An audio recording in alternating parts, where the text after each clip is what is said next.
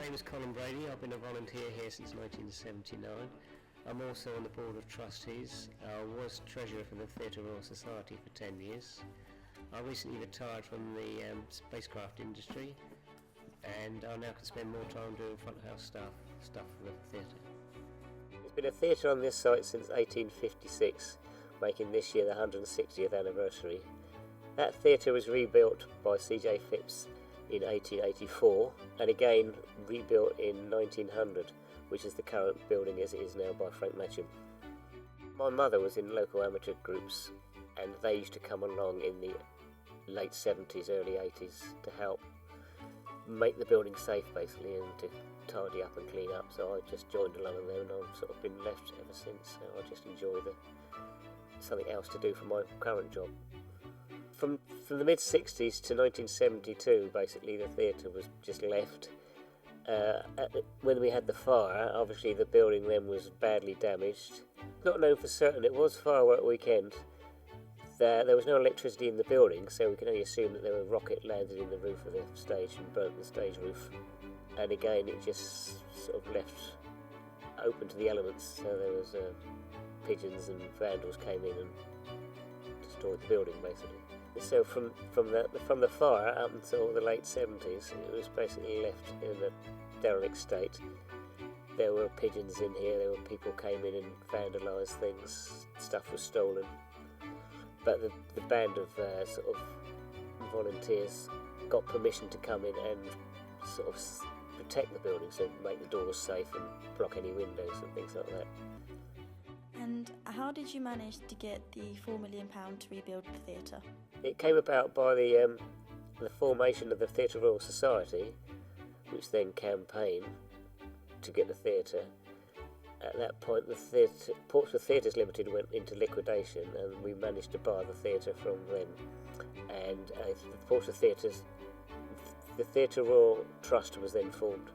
That obviously involved a lot of negotiations, and it's getting people on board.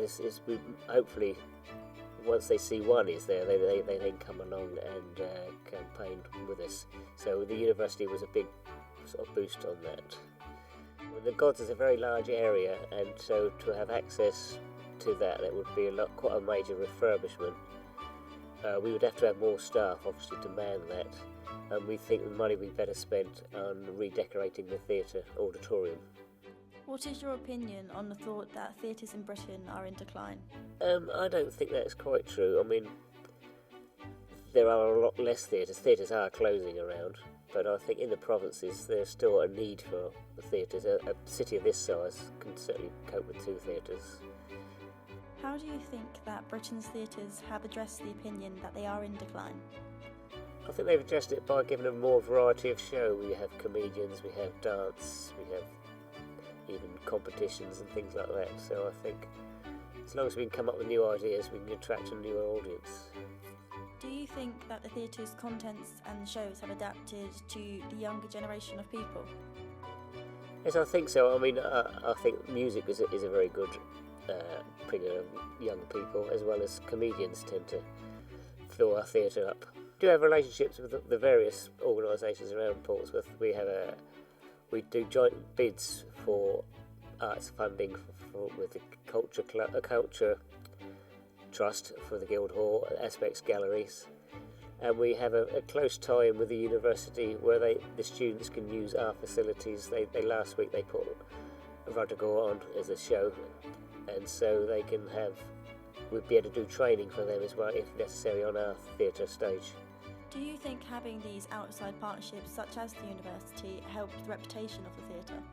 I think so, because it helps us certainly with funding, because when you apply for an Arts Council grant, you have to prove that the money's being spent in a sensible way, not just for income for the theatre, but also helping other organisations and people.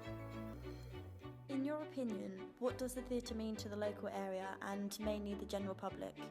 I think it's an alternative. It's a very local, Portsmouth being a highly densely populated city.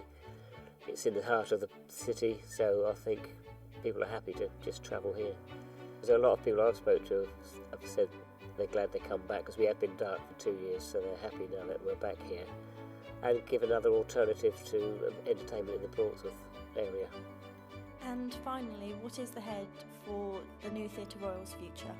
I think basically we're just booking more and more shows. We've now booked our Christmas show in for this year, and we're booking up until next summer, so we hope we've got enough variety of shows.